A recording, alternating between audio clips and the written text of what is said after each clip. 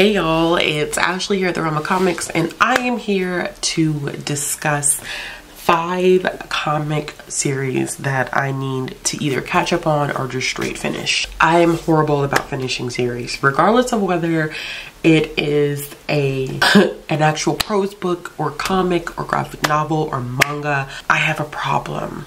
And so I was going to create a video where I talked about all of the graphic novels, manga, and comic series I'm in the middle of, but sis ain't I'm not. Oh no. That just sounds like a problem in the making, and I just didn't want to do that to my spirit. So I decided to pick 5 comic series. If y'all would like to see this in graphic novel or manga form, I would be happy to do that.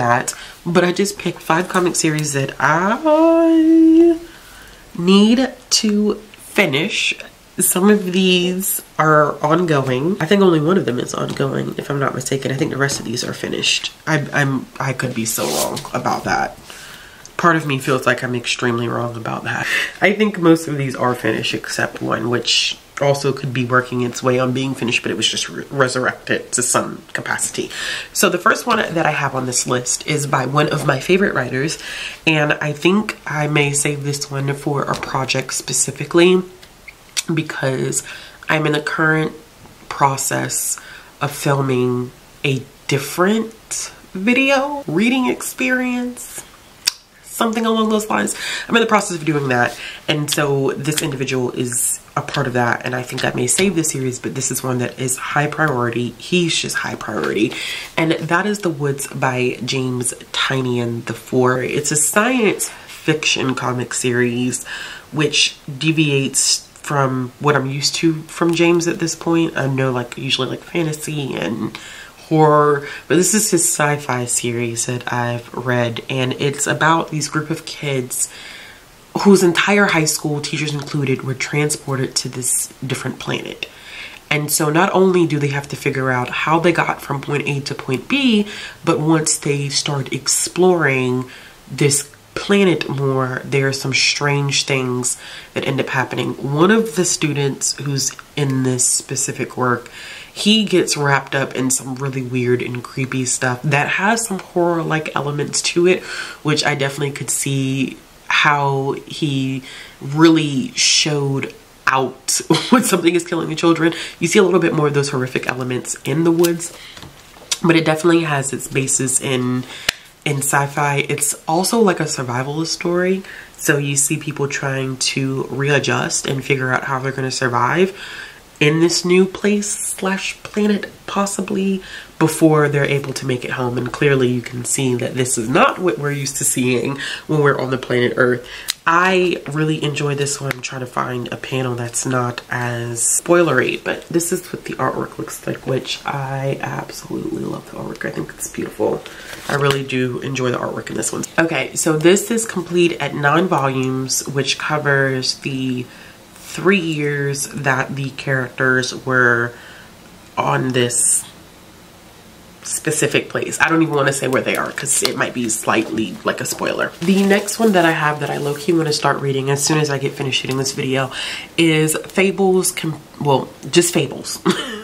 Not Fables Compendium, but I do need to read this compendium because it is massive. It is massive, and I definitely need to buy Compendium 3 and 4 before they go out of print, and they're difficult to find. I think the next time that I have some extra change, I haven't bought a book at all this year, y'all. I keep saying that, but that's very important for me to acknowledge that I have not bought a book yet this year. But I think that when I make it through enough of, that's my incentive, when I make it through enough of the series, I will go ahead and get Compendium 3 and 4. Now, the issue with saying that this is a series that I want to continue is that Fables is a massive universe. Y'all can't see because it's way up high, like it's up, but this is just the main series, okay? So they decided to reintroduce or to reignite, or to, what is the word I'm looking for? They decided to continue with the series in 2022 for a 12-issue continuation of the main series, and then a 6-issue spinoff, which is Batman versus Big B.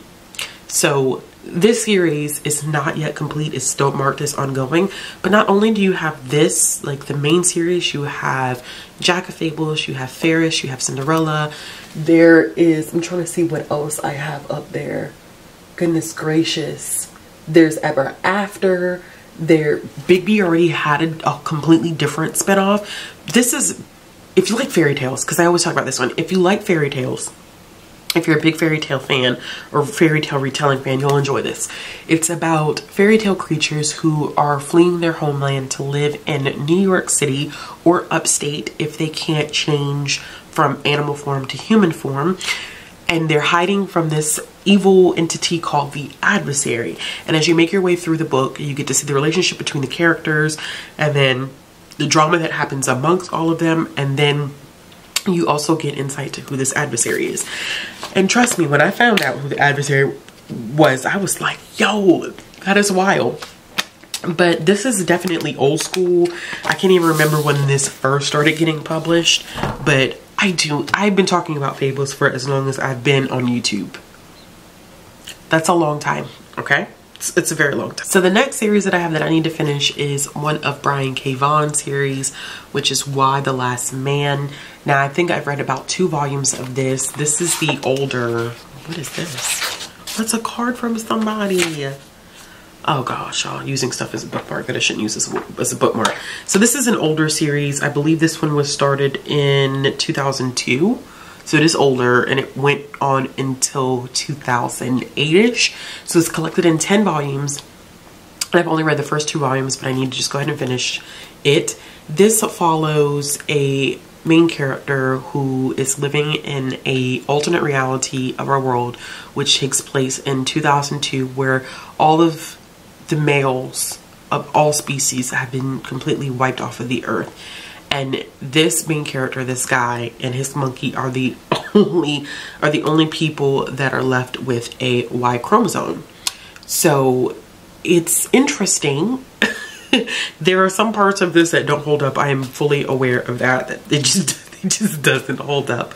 But I'm really excited to dive back into this and read more, because for the most part I've enjoyed a lot of Brian K. Vaughan's works. And I know that historically some things that he's done in the past are not always great, but he is a really great comic book writer. The next one that I have is one that is kind of, this one's in limbo. So it's Morning Glories, and I originally had picked up Morning Glories. I have the entire 10 volume series of Morning Glories, by the way. So I originally had picked up Morning Glories because I was a fan of the artwork in this one. I really enjoyed the artwork. If you want an example, so this is what the artwork looks like in Morning Glories. Really love the artwork in Morning Glories. 10 volume series that technically kind of like went on hiatus and is still not back off of hiatus. So the work itself is split into seasons. So this is season 1, I think it's volumes 1 through 4, and then season 2 is volumes 5 through 10, and there was supposed to be a season 3, but we haven't got any word. I think the last kind of update that we got about the series was in 2017, if I'm not mistaken. That was the last time we ever got word about when this series was possibly going to hit season 3. It's a weird, I don't even know how to describe it. I think this one also has kind of like sci-fi elements to it. It's about 6 new students who end up at Morning Glory Academy, which is a like very well-known and prestigious preparatory school, but it also has some dark parts of it that are weird, and the kids start to put the pieces of the puzzle together once they start attending the academy. I enjoyed the first, I think maybe I've read like the first 2 or 3 of these, and I've enjoyed them. It's some of it is kind of like confusing, but I think it's one of those where you have to keep reading so that you better understand the context of the story. But this is one that I need to finish, not only just because I've started it and I've finished it. I own all 10 volumes, literally over there. All 10 volumes are sitting right there, and I can't believe I still haven't finished it. This next one is another one where I own every single volume in the series and I haven't finished it. It's 9 volumes. I own them all. I still haven't finished it. And it's The Wicked and the Divine. This, first of all, this is one that I've actually annotated. So, This is one of my favorite comics. Like, I love it, especially if you're into mythology, like global mythology, in the sense that we're not just talking about Roman and Greek mythology. Like, if you're really into mythology, I highly recommend The Wicked and the Divine.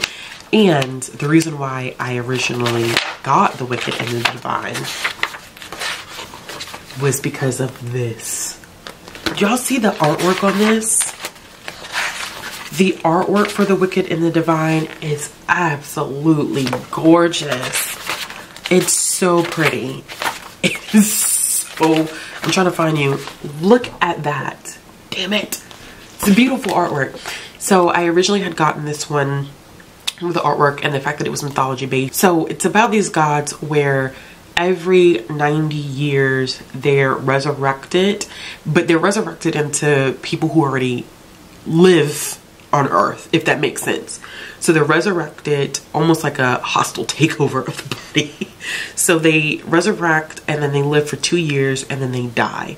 But there are some mysterious elements that are interwoven into this one. This is another one that I think you have to keep going with it to understand the context of the story, because we're following a main character that's not a part of these gods, but she's like really obsessed with them. And so in the beginning she meets Lucifer, and there's an interesting dynamic there in terms of Lucifer being framed to do something that she didn't do.